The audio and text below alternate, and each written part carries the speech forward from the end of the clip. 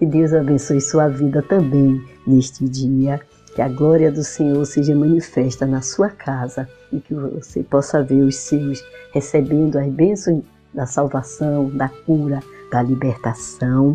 Daniel 4:6, no dia de hoje, vai falar no capítulo 4 acerca do edito do rei, o seu sonho de uma árvore grande e a sua loucura. Nós vamos ver aqui no final aqui, desse capítulo, que Nabucodonosor ele vai querer a paz para o seu reino, claro que todo rei quer, e vai reconhecer a soberania de Deus. E diz assim no primeiro versículo: Nabucodonosor, rei, a todos os povos, nações e línguas que moram em toda a terra, paz vos seja multiplicada em toda a terra do seu reinado. Ele está assim dizendo, determinando. Nós podemos ver os versículos 2 e 3 ainda. Pareceu-me bem fazer conhecidos os sinais e maravilhas que Deus, o Altíssimo, tem feito para comigo.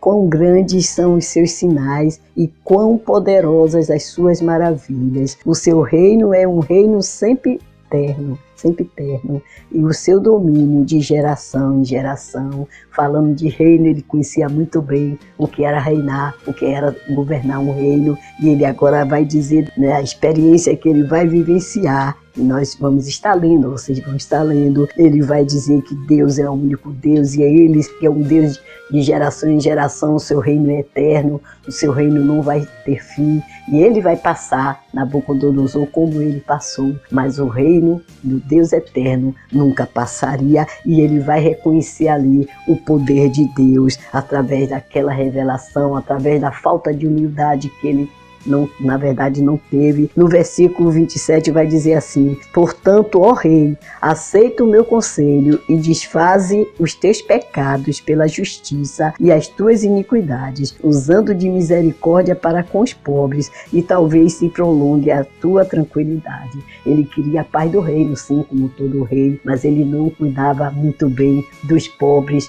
Isso nós vemos até os dias de hoje, com os governantes que não têm cuidado para com os frágeis, para com aqueles que estão verdadeiramente necessitando da ajuda do governo, necessitando de que aconteçam leis justas para estar regendo a nação. Todas essas coisas vieram sobre o rei Nabucodonosor, então ele não se arrependeu dos seus pecados, continuou fazendo as mesmas coisas. Daniel mostrou o caminho a ele: você está fazendo isso. Daniel não temeu falar a verdade, ele pediu e Daniel não falaria diferente, ele falou a verdade. Se conserte, rei, mude sua atitude, rei. Se você mudar, o Deus soberano vai mudar, não vai haver castigo para você, não vai ter uma punição, mas ele não se arrependeu e a punição veio. Você vai ler ali, através do sonho que ele teve e como se confirmou a palavra do Senhor 12 meses depois. Deus é maravilhoso, o que ele fala, ele garante. Eu sempre digo isso e é verdade.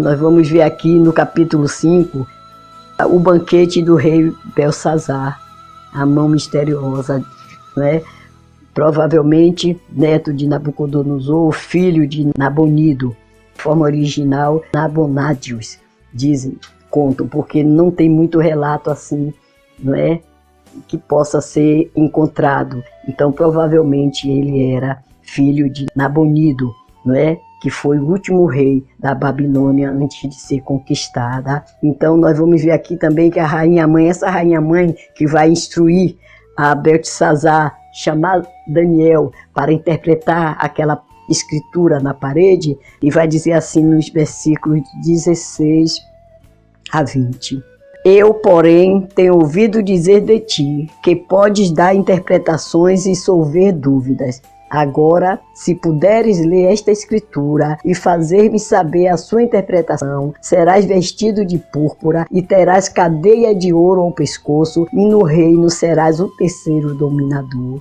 Então respondeu Daniel e disse, na presença do rei: as tuas dádivas fiquem contigo, e dá os teus presentes a outro. Todavia, lerei ao rei a escritura e lhe farei saber a interpretação. Ó rei, Deus o Altíssimo deu a Nabucodonosor teu pai, aqui não que fosse Nabucodonosor o seu pai, mas por ser o antecessor muito importante, o reino e a grandeza, e a glória, e a magnificência. E, por causa da grandeza que lhe deu, todos os povos, nações e línguas tremiam e temiam diante dele. A quem queria matava, e a quem queria dava vida, e a quem queria engrandecia, e a quem queria abatia. Mas, quando seu coração se exalçou, e o seu espírito se endureceu em soberba, foi derribado do seu trono real, e passou dele a sua glória, até que reconheceu, né, que Deus é o único Deus, né, o soberano, que domina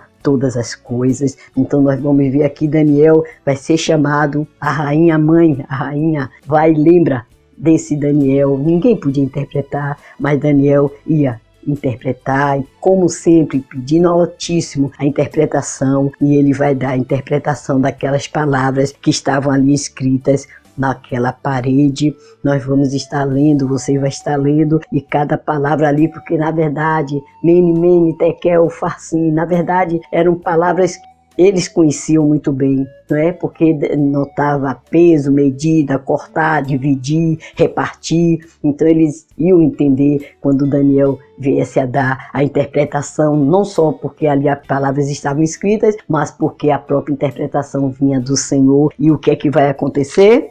Naquela mesma noite foi morto Belsazar, rei dos caldeus, e Dario o Medo ocupou o reino na idade de 62 anos. Então nós vamos ver aqui que ele tomou os instrumentos, os cálices da casa do Senhor que foram levados de Jerusalém. Chamaram todos os seus amigos, aqueles outros príncipes, para estarem também tomando, né, vinho, bebida na taça do Senhor.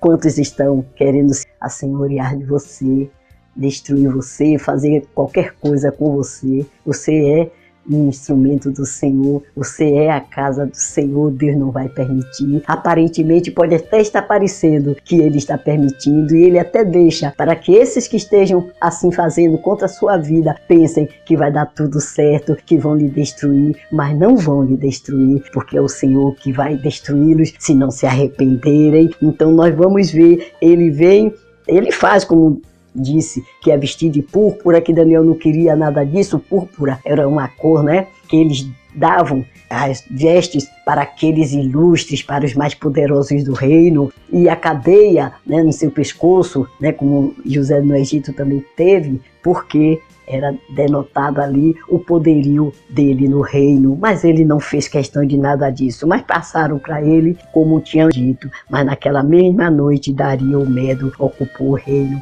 Foi morto Belsazar, tão importante, soberbo, achando que podia tudo, confiava que podia tudo.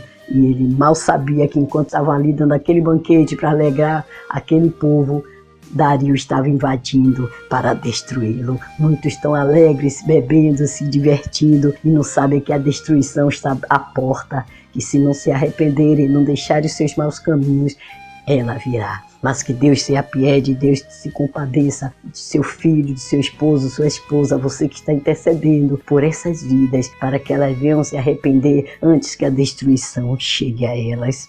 No capítulo 6 nós vamos ver Daniel na cova dos leões. Por que Daniel foi colocado na cova dos leões, um homem tão importante? Pela trama daqueles invejosos, aqueles que já estavam vendo, né, como diz assim no versículo 3, então o mesmo Daniel se distinguiu desses príncipes e presidentes, porque nele havia um espírito excelente, e o rei pensava constituí-lo sobre todo o reino. Ele se distinguiu entre todos. Quantos são na sua empresa que está vendo o seu desenvolver, como você desempenha o trabalho, e sabe que o seu chefe está de olho em você para colocar em uma posição maior, e se levantam contra e armam mentiras, calúnias, fazem alguma coisa para destruir você. Então os príncipes e os presidentes procuravam achar a ocasião contra Daniel a respeito do reino. Buscava ali todo o trabalho dele para dizer alguma coisa contra ele que ele não estava fazendo certo. mas não podiam achar ocasião ou culpa alguma, porque ele era fiel e não se achava nele nenhum vício nem culpa. Mas não tinha culpa, não tinha como dizer que ele fez isso ou fez aquilo, uma falcatrua no reino, na atividade que ele desempenhava. Aí vai dizer assim no versículo 5, então estes homens disseram, nunca acharemos ocasião alguma contra este Daniel, se não a procurarmos contra ele na lei do seu Deus. Vão procurar alguma coisa para fazer você mentir. Diga que eu não estou agora. Você é atendente, você não vai dizer isso não. Sinto muito, mas eu não posso dizer. Sinto muito porque eu não posso mentir. Eu sou servo, sou serva do Deus Altíssimo, não vou mentir. Vou colocar você para fora, não se preocupe, Deus tem um lugar melhor para você, se mantenha fiel. Não se dobre aos caprichos do homem, de forma nenhuma, seja do esposo, dos filhos, não se dobre. Confie em Deus, não faça alegrar o coração daquele que não merece, alegre o coração do seu Deus, do nosso Deus. Então ele vai, não é? E faz justamente assim, vai procurar destruir Daniel. Então eles veem o quê? Com aquela conversinha, não é? Ou vamos fazer, buscando na lei do Senhor, eles vão fazer o quê?